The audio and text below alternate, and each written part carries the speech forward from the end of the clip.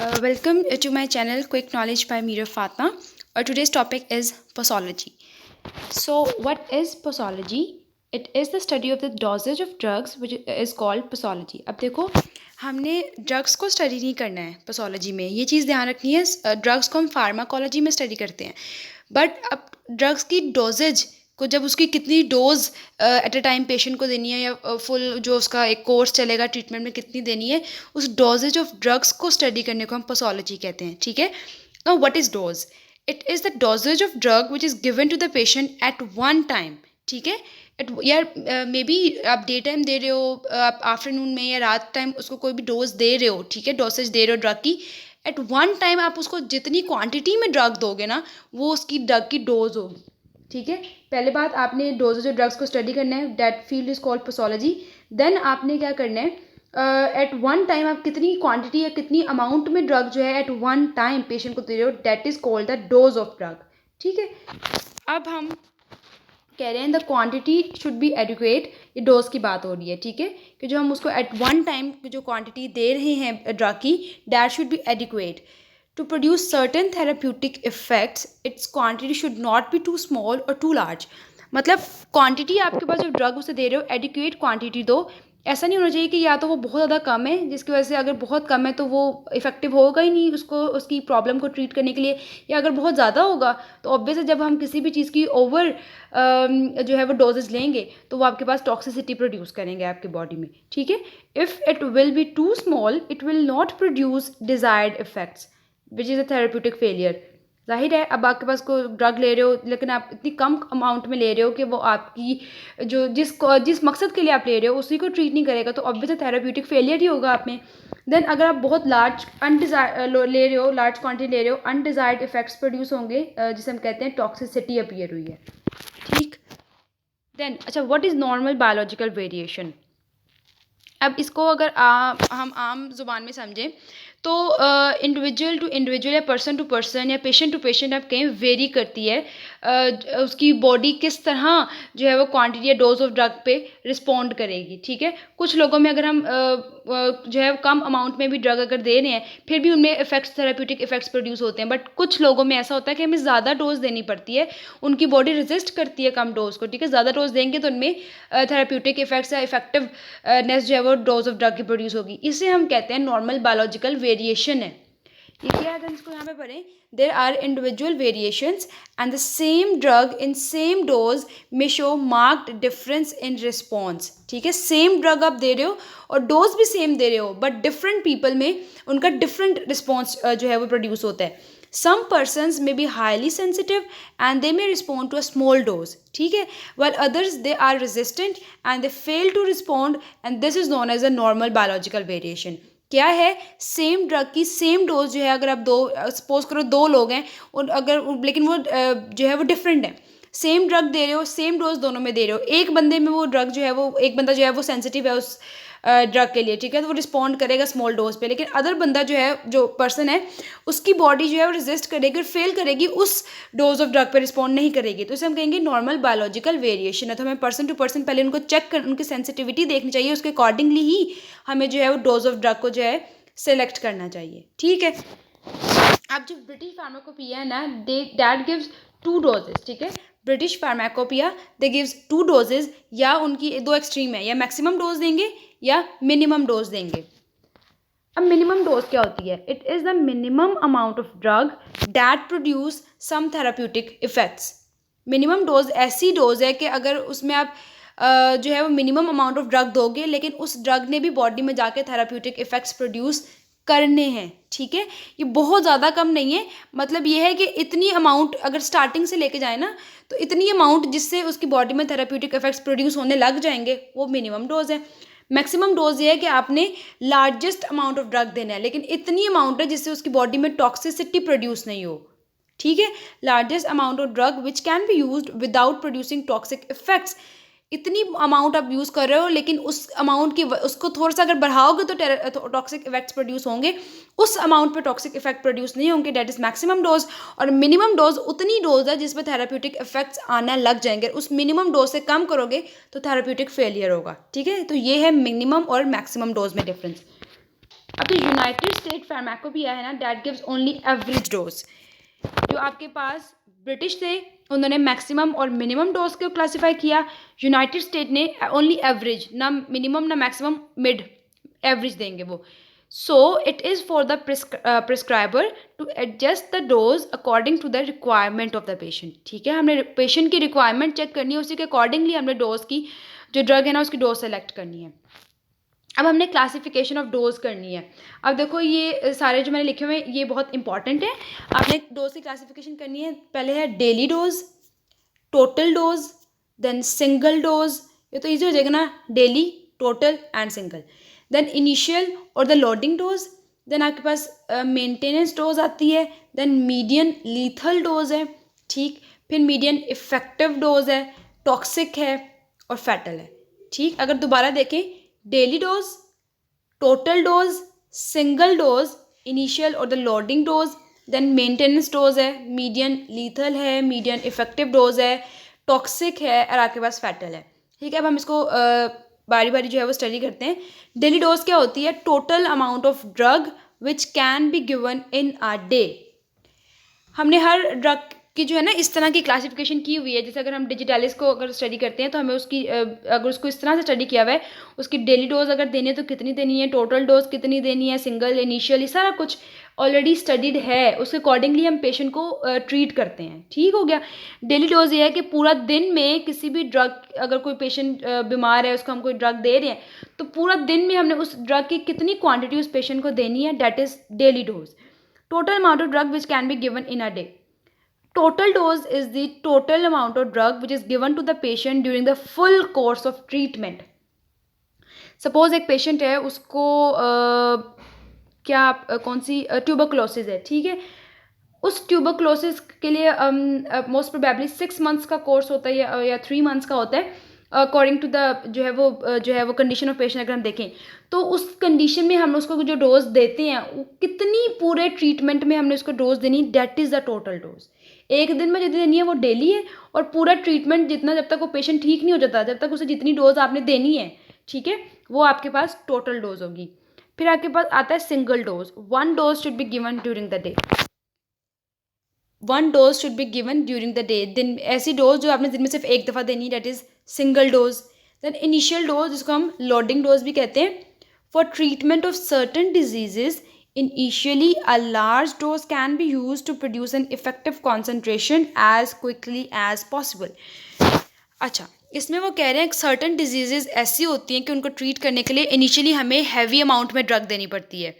जब heavy amount में देते हैं तो उस ड्रग की कंसंट्रेशन उनकी बॉडी में इंक्रीज़ करती है। एक इफेक्टिव कंसंट्रेशन अर्ली, हमें ज़्यादा जल्दी उसकी, हमें होता है कि एज़ क्विकली एज़ पॉसिबल उसकी बॉडी में इतनी कंसंट्रेशन ऑफ ड्रग जो है वो प्रोड्यूस हो जाए, ठीक है, मेंटेन हो जाए, उसे हम कहते हैं इनिशियल डोज। ये क्या चीज़ है? सर्टेन डिजीज़ के लिए इनिशियली हमें लार्ज डोज देनी पड़ती है to produce an effective concentration as quickly as possible, ठीक है। कैसे इनिशियल डोज को इसका अगर हम देखें कैलकुलेट कैसे करना है, वॉल्यूम ऑफ डिस्ट्रीब्यूशन, कितना वॉल्यूम हमने डिस्ट्रीब्यूट की है, डिज़ायर्ड प्लाज्मा कंसंट्रेशन से मल्टीप्लाई करना है। मतलब हम कितनी चाहते हैं कि उसकी बॉडी में, पेशेंट की बॉडी में, प्लाज्मा में इतनी कंसंट्रेशन डेवलप हो जाए, that is desired plasma concentration divided by bioavailability, वो ड्रग अवेलेबल कितना है। Volume of distribution multiply by desired plasma concentration divided by the bioavailability, it is for initial dose, ठीक हो गया। अब है आपके पास maintenance of dose after loading dose. Loading dose को ही हम इनिशियल डोज कहते हैं। Small dose can be given to maintain the effect. आपने उस सर्टन डिजीज के लिए पहले इनिशियल डोज दी हैवी अमाउंट में, उसके बाद आपने क्या करना है, स्मॉल डोज देनी है। ज़्यादा हैवी अमाउंट नहीं देनी, स्मॉल अमाउंट में या मिनिमम डोज देते रहना है ताकि वो इफेक्ट जो है ना वो मेंटेन रहे ड्रग का। पहले इनिशियली आपने हैवी दे ली, बाद में आपने उस ड्रग की जो कंसंट्रेशन आपके प्लाज्मा में डिज़ायर्ड प्लाज्मा कॉन्सेंट्रेशन थी उसको मेंटेन करने के लिए स्मॉल डोज जो है वो आपने देते रहना है टू मेंटेन द इफेक्ट। इसको आपने कैसे करोगे कैलकुलेट, क्लियरेंस मतलब किस रेट पे वो किडनी उसको फिल्टर कर रही है, मल्टीप्लाई इसका भी वही desired plasma concentration over bio availability. देखो इसमें भी डिज़ायर्ड प्लाज्मा कंसंट्रेशन और बायो अवेलेबिलिटी है, बस डिफरेंस कहाँ पे है, volume of distribution initial dose में आपने यूज़ करना है और यहाँ पे आपने क्लियरेंस यूज़ करनी है बस। देन आ गई है median lethal dose. It is the amount of drug which is fatal to 50% of experimental animals, and it is a measure of acute toxicity of drug. Median lethal dose है कि इतनी quantity of drug है जो कि 50% of experimental animals के लिए toxic ही होगी, fatal होगी, वो वाली जो डोज होगी ना, that is median lethal dose. ठीक है, उस मतलब इसमें तो ये ना क्लासिफिकेशन ऑफ डोज की क्लासिफिकेशन पढ़ रहे हैं ना, तो अभी डोज क्या है, क्वांटिटी ऑफ ड्रग, तो इतनी क्वांटिटी में ड्रग जो होगा जो 50% ऑफ एक्सपेरिमेंटल एनिमल्स के लिए फैटल होगा, that is median lethal dose. और मीडियन लीथल डोज से हमें जो है वो ड्रग की टॉक्सिसिटी का पता चलता है। ठीक है, देन मीडियन, वो तो लीथल से पता चल रहा था, अब मीडियन इफेक्टिव डोज है, इसके नाम में ही सब कुछ जो है एक्सप्लेन हो रहा है। ये अमाउंट ऑफ ड्रग है that produce desired therapeutic effects in 50% of the experimental animals. Amount of drug है, ठीक है, मीडियन इफेक्टिव डोज के उतनी अमाउंट ऑफ ड्रग है जितनी 50% ऑफ एक्सपेरिमेंटल एनिमल्स के लिए इफेक्टिव होती है, उनकी बॉडी में डिजायर्ड इफेक्ट्स प्रोड्यूस करेगी। उस डोज को हम कहेंगे मीडियन इफेक्टिव डोज है ये, और ये आपके पास मेजर है of effectiveness of the drug. Median lethal dose से हमें टॉक्सिसिटी का पता चलता है, मीडियन इफेक्टिव डोज से हमें उस ड्रग की इफेक्टिवनेस का पता चलता है। अब आपके पास एक टर्म है थेराप्यूटिक इंडेक्स, ये बहुत इंपॉर्टेंट है। Therapeutic index is the ratio of median lethal dose to median effective dose. ये देखो यहाँ पे हमने मीडियन लीथल भी पढ़ा, मीडियन इफेक्टिव भी पढ़ा, इन दोनों की रेशियो को हम कहते हैं थेराप्यूटिक इंडेक्स। अब थेराप्यूटिक इंडेक्स क्या है, इसकी इंपॉर्टेंस क्या होती है? It is an approximate assessment of the safety of the drug. अगर किसी ड्रग के थेराप्यूटिक इंडेक्स के बारे में आपको पता है तो उस ड्रग की सेफ्टी के बारे में भी आप जान सकते हो। कैसे? Larger the therapeutic index safer is the drug. जितना थेराप्यूटिक इंडेक्स ज़्यादा होगा, ड्रग की सेफ्टी फैक्टर जो है वो उतना ही ज़्यादा होगा। Some drugs such as digitalis they have low therapeutic index. तो जाहिर है अगर थेराप्यूटिक इंडेक्स कम है तो वो ड्रग जो है वो क्या होगा, सेफ्टी वाले फैक्टर की तरफ तो नहीं जाएगा, वो ड्रग उतना ही हार्मफुल होगा। So, some drugs such as digitalis, they have low therapeutic index, so they are liable to cause serious toxicity with slight increase in dose. ठीक है, हमने बात की जिनका थेराप्यूटिक इंडेक्स, जिन ड्रग्स का ज़्यादा होगा वो ड्रग्स की सेफ्टी फैक्टर जो है वो उतना ही ज़्यादा होगा। ठीक है, safety factor in a sense कि अगर हम उसकी डोज थोड़ी सी बढ़ाते भी हैं तो हमारी बॉडी में टॉक्सिसिटी या टॉक्सिक इफेक्ट्स प्रोड्यूस नहीं होंगे। बट ऐसे ड्रग्स जिनका सेफ्टी फैक्टर ही कम है, जैसे डिजिटैलिस है, जब सेफ्टी फैक्टर कम होगा तो उनकी अगर आप थोड़ी सी भी डोज इंक्रीज करोगे तो वो बॉडी में सीरियस हार्मफुल या टॉक्सिक इफेक्ट्स प्रोड्यूस करेंगे। ठीक है, तो ये सेफ्टी फैक्टर होता है। अब हमने थेराप्यूटिक इंडेक्स के अलावा एक और टर्म है margin of safety. Therapeutic index is based on median doses. यही बात है, मीडियन लीथल और मीडियन इफेक्टिव डोज पे बेस कर रहा था। These doses tell nothing about slopes of drugs dose response curves for therapeutic and toxic effects.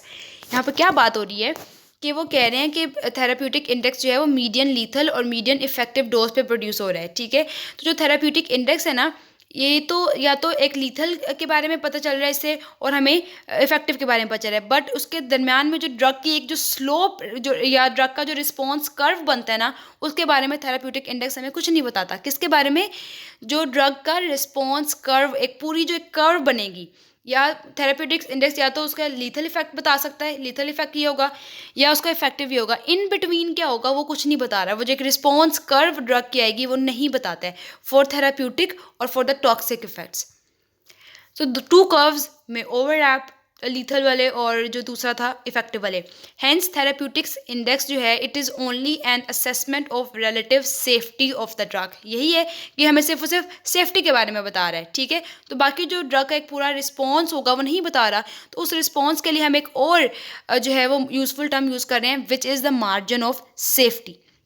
अब margin of safety क्या है? LD 0.1 divided by ED 99.9। What is LD? ये देखो पीछे, LD is median lethal dose, ED is the median effective dose. ठीक, so margin of safety is the ratio of median lethal multiply 0.1 over ED which is median effective 99.9। अब यहाँ पे देखो, where LD 0.1 is the minimum lethal dose. Minimum lethal है, not median lethal dose. Minimum lethal dose, ये देखो difference है यहाँ पे, it is not median lethal, it is minimum lethal dose for 0.1% of the population, and ED is the minimum effective dose for 99.9% of the population. वहाँ पे sir therapeutic index हमने median का word use किया था, यहाँ पे minimum का use करना है, ये चीज़ आपने ध्यान में रखनी है. It is not median, it is minimum. It is ratio between minimum lethal dose for 0.1% of population over minimum effective dose for 99.9% of the population. ठीक है, that is margin of safety. और हमें उन रिस्पॉन्स कर्व ऑफ ड्रग के बारे में बताएगा जो कि थेराप्यूटिक इंडेक्स नहीं बता रहा था. थेराप्यूटिक इंडेक्स सिर्फ और सिर्फ relative safety of the drug के बारे में बताता है. ठीक है, कितनी डोज अगर बढ़ाएंगे, अगर थेराप्यूटिक इंडेक्स ज़्यादा है तो सेफ्टी ज़्यादा है, थेराप्यूटिक इंडेक्स कम है जैसे डिजिटैलिस का तो सेफ्टी भी कम है. सेफ्टी कम कैसे है कि थोड़ा सा भी अगर डोज बढ़ाओगे तो टॉक्सिक इफेक्ट्स प्रोड्यूस होंगे. ठीक है, अब हमारे पास जो लास्ट टू क्लासिफिकेशन में जो लास्ट दो टर्म्स हैं वो हैं टॉक्सिक डोज और एक फैटल डोज है. नाम से पता चला टॉक्सिसिटी और फैटल मीन्स डेथ कॉज कर सकती हैं कितनी क्वांटिटी में drug. Amount of drug which produces undesirable harmful effect is a toxic dose. इतनी अमाउंट में अगर आप ड्रग लो जिसकी वजह से आपकी बॉडी में हार्मफुल या अनडिजायरेबल इफेक्ट्स प्रोड्यूस होंगे, उस अमाउंट ऑफ डोज को कहेंगे ये टॉक्सिक डोज है. ठीक है, और amount of drug which causes death due to toxic effects it is fatal dose. इतनी अमाउंट में अगर आप ड्रग ले रहे हो, इतनी क्वांटिटी में ले रहे हो जिसकी वजह से इतनी ज़्यादा टॉक्सिसिटी प्रोड्यूस हो रही है कि इवन डेथ भी हो सकती है, डेट इज़ फैटल डोज. तो ये हमने बात कर ली अबाउट क्लासिफिकेशन ऑफ डोज. दोबारा अगर एक दफ़ा देखें, डेली डोज के बारे में बात की, टोटल के बारे में भी बात कर ली, सिंगल, इनिशियल और the loading, maintenance, median, median effective, median lethal, toxic and fatal doses. ठीक है, ये आपके पास है क्लासिफिकेशन ऑफ डोज. अब हमने बात करनी है about the factors that modify actions and dosages of drugs. ठीक है, फैक्टर्स जो कि डोज ऑफ ड्रग को और डोज ऑफ ड्रग आपने जब ली है तो बॉडी में जाके उसके जो एक्शंस हैं उन पे इफेक्ट करेगी या उनको मॉडिफाई करेंगे, वो कौन कौन से हैं. एज, सबसे पहला एज जो है इफेक्ट करती है एक्शन ऑफ ड्रग को. देन सेक्स करती है, वेदर द पर्सन या patient is a male the female. Then route of drug administration, किस रूट के थ्रू जो है वो आप ड्रग जो है पेशेंट में एडमिनिस्ट्रेट कर रहे हैं. देन टाइम ऑफ एडमिनिस्ट्रेशन, किस टाइम जो है वो ड्रग दिया है, वेदर स्टमक आपकी है जीआईटी ट्रैक एम्प्टी है या फुल है. देन क्लाइमेट का क्या इफेक्ट होगा, racial difference, then cumulation, pathological conditions में अगर आप ड्रग्स की डोजेज दे रहे हो. देन ड्रग की टॉलरेंस जो है वो बॉडी में क्रिएट हो जाती है, उस टाइम आपको कितनी डोज देनी है. देन टैकीफाइलैक्सिस होती है, इडियोसिंक्रेसी है, हाइपर सेंसिटिविटी है, एलर्जी है, and then combination of drugs. क्या क्या है, एज है, सेक्स है, रूट ऑफ ड्रग एडमिनिस्ट्रेशन है, time of administration, then effect of climate, racial difference, then आपके पास जो है वो क्यूमुलेशन है, pathological conditions, tolerance, tachyphylaxis, idiosyncrasy, hypersensitivity, allergy and combination of drugs. अब हम इन्हें वन बाय वन स्टडी करते हैं. एज, अडल्ट डोज आपके पास, अब मैं बताती हूँ, एक आपके पास होती है स्मॉलर डोज और एक अडल्ट है. अब अडल्ट डोज होती है for a person between the age of 18 to 60 years. मतलब ये हमने एक एस्टिमेशन या एक क्राइटेरिया बनाया हुआ है कि इतनी डोज जो है वो हमने 18 से 60 ईयर के पेशेंट्स में देनी है, एडल्ट डोज. लेकिन अगर कोई बच्चा आपके पास आया तो उसमें आप पेशेंट है तो उसमें आपने ये एडल्ट डोज नहीं देनी है. Children are given smaller dosages. ठीक है, adult dose is for a person between the age of 80 to 60 years और बच्चों को हम स्मॉलर डोज देते हैं. देन फॉर अ चाइल्ड, अब बच्चों के लिए हम अडल्ट डोज तो हमें पता है कि कोई आपके पास 18 से 60 ईयर तक कोई पेशेंट आपको इतनी डोज आपने देनी है, पर बच्चों के लिए जो हम डोज है वो स्मॉलर डोज है. अब हमने उस डोज को कैसे कैलकुलेट करना है बच्चों के लिए कि इस बच्चों को हमें कितनी डोज में ड्रग देना है, उसके लिए हमारे पास कुछ फार्मूलाज हैं. जैसे यंग्स फार्मूला है, डिलिंग्स फार्मूला है एंड क्लार्क्स फार्मूला. अब देखो, for a child dose may be calculated as a fraction of adult dose in accordance with the age of the child.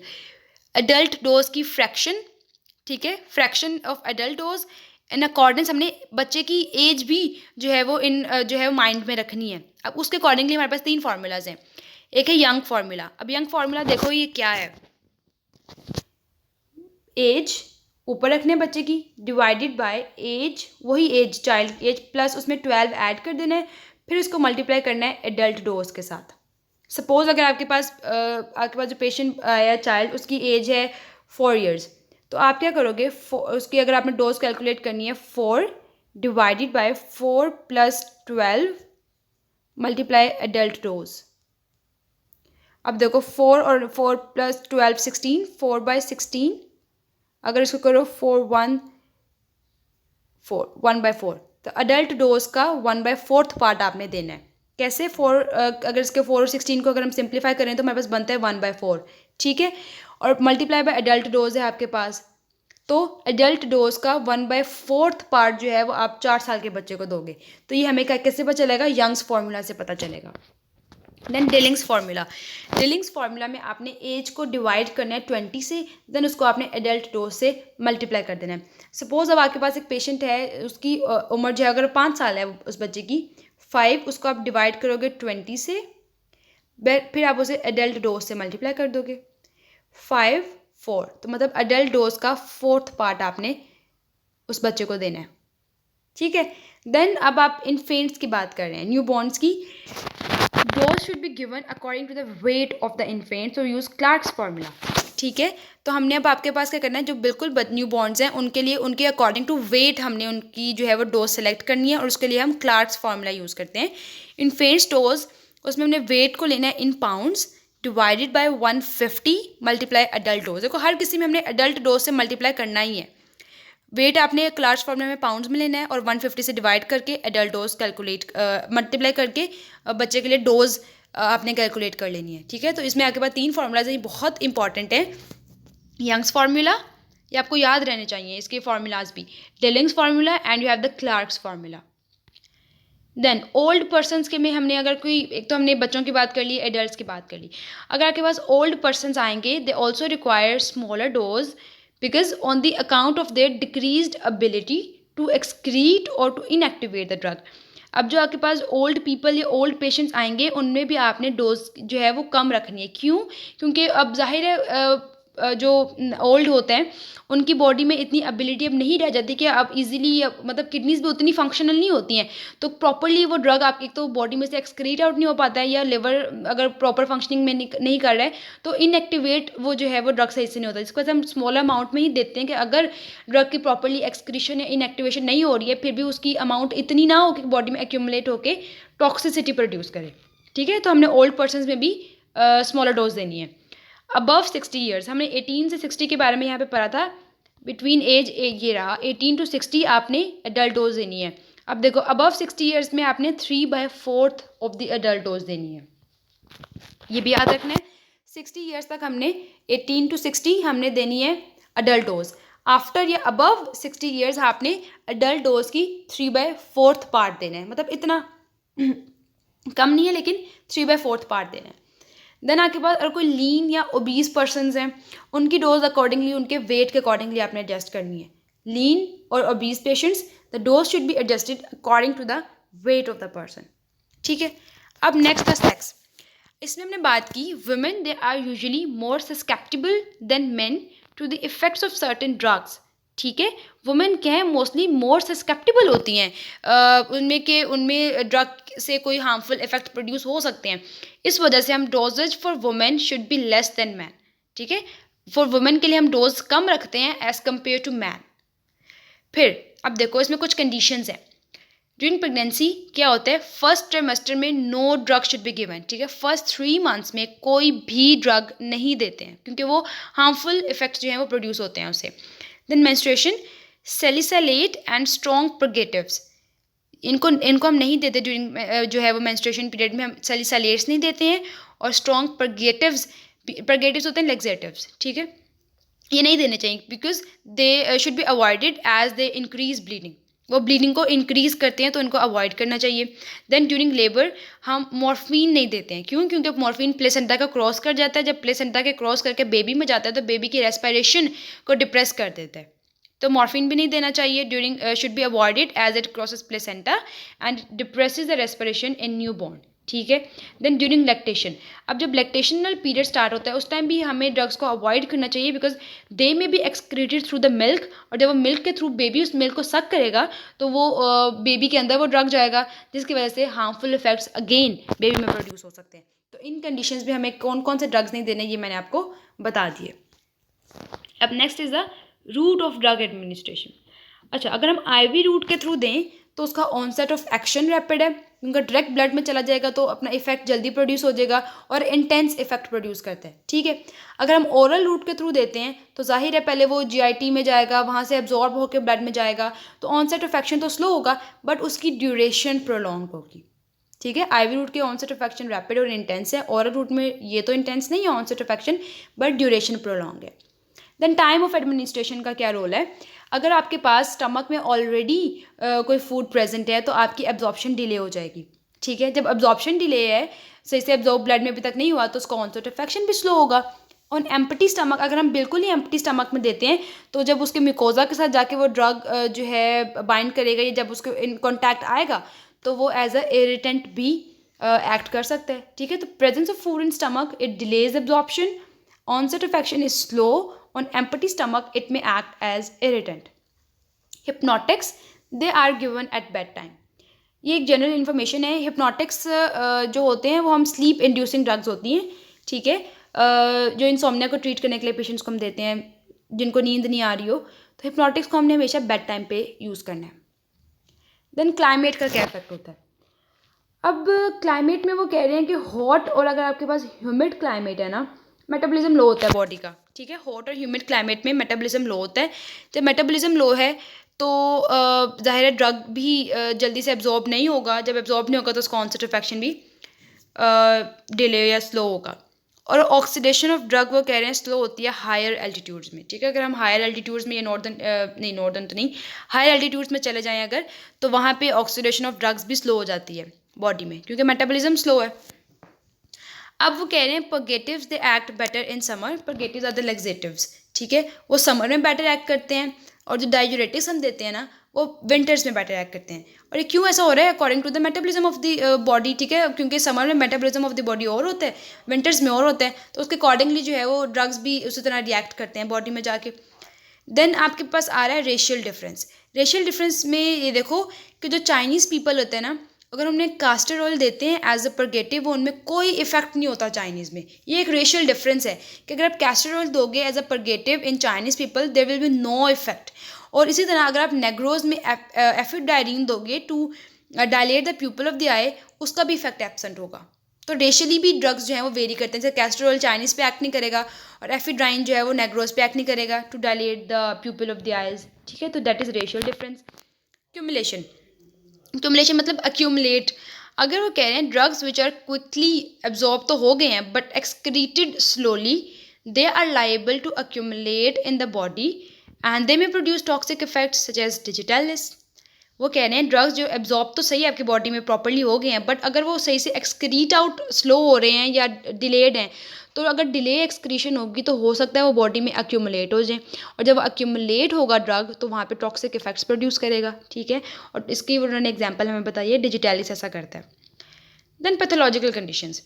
Pathological conditions में अगर हम कह रहे हैं हमारे बॉडी में लिवर या kidneys they are not functioning properly, तो आपके पास क्या होगा, intensity and duration of action जो होगा वो इंक्रीज हो जाएगा अंडर सच सर्कमस्टांसेस। क्यों इंटेंसिटी ज़्यादा होगी, क्यों ड्यूरेशन ज़्यादा होगी। एक तो किडनी, लिवर अगर हुआ है तो लिवर उसको इनएक्टिवेट नहीं करेगा, जब इनएक्टिवेट नहीं करेगा तो उसकी इंटेंसिटी जो है वो तो नहीं रहेगी। ड्यूरेशन कैसे लंबा होगा, किडनीज अगर फंक्शन नहीं कर रही हैं तो उनकी एक्सक्रीशन या क्लियरेंस नहीं कर पाएंगे प्लाज्मा में से, तो उनकी ड्यूरेशन ऑफ एक्शन भी ज़्यादा हो जाएगा। The doses of the drug has to be decreased to avoid toxic effects. तो ऐसे पेशेंट जिनमें लिवर और किडनी की प्रॉब्लम है उसमें हम डोज कम कर देते हैं। क्यों, क्योंकि उनकी या तो इंटेंसिटी और ड्यूरेशन कम हो जाए, और क्योंकि जब इसकी सही से क्लियरेंस नहीं हो पाएगी, वो बॉडी में एक्यूमुलेट होंगे, अगर हम कम अमाउंट में देंगे तो टॉक्सिक इफेक्ट्स उतने प्रोड्यूस नहीं होंगे, ठीक है। एक्यूमुलेशन और पैथोलॉजिकल कंडीशंस ये थी। अब हम बताते हैं about tolerance. Tolerance is the decrease response to the drug necessitating larger doses to achieve the same effect। अच्छा, इसमें यह है कि बॉडी जो है उस ड्रग के अगेंस्ट उस पेशेंट की बॉडी में रेजिस्टेंट डेवलप हो गई है, ठीक है, जिसकी वजह से हमें ज़्यादा अमाउंट में ड्रग देना है उस रेजिस्टेंस को ब्रेक करने के लिए कि थेराप्यूटिक इफेक्ट्स उस पेशेंट की बॉडी में प्रोड्यूस हो। जैसे बैक्टीरिया है, बैक्टीरिया में जो है वो जीन वैसे रेजिस्टेंस से प्रोड्यूस हो जाती है ना, तो फिर हम ज़्यादा अमाउंट देते हैं कि उस को ब्रेक करने के लिए। इसी तरह बॉडी में भी ड्रग के अगेंस्ट रेजिस्टेंस प्रोड्यूस हो जाती है, रेजिस्टेंस। उस रेजिस्टेंस को ओवरकम करने के लिए हमें फिर लार्जर डोज देनी पड़ती है कि हमें ड्रग का वही इफेक्ट प्रोड्यूस हो, थेरेप्यूटिक इफेक्ट। ठीक है, मतलब अगर एक बंदा उसमें रेजिस्टेंस नहीं है, स्मॉल अमाउंट ड्रग देंगे तो वही इफेक्ट प्रोड्यूस होगा, लेकिन दूसरा बंदा जिसमें रेजिस्टेंस डेवलप हुई है, ज़्यादा अमाउंट ऑफ ड्रग देनी पड़ेगी सेम इफेक्ट प्रोड्यूस करने के लिए। तो डेट इज टॉलरेंस। अब टैकीफिलैक्सिस क्या है? It is rapidly developing tolerance seen after repeated administration of a drug at short intervals। टैकीफिलैक्सिस ये है कि अगर आपने एक ड्रग को शॉर्ट इंटरवल्स पे बार बार आपकी बॉडी में जो है रिपीटेडली एडमिनिस्ट्रेट कर रहे हो, वो भी शॉर्ट इंटरवल्स में, तो आपकी बॉडी जो है उस ड्रग के अगेंस्ट रेजिस्टेंस डेवलप कर लेगी बॉडी में। ठीक है, जब रेजिस्टेंस होगी वही चीज़ होगी टॉलरेंस। ठीक है, तो फिर हमें ज़्यादा अमाउंट देनी पड़ेगी। तो यही टैकीफिलैक्सिस है कि आप टैकीफिलैक्सिस में रिपीटेड इंटरवल्स पे या शॉर्ट इंटरवल्स पे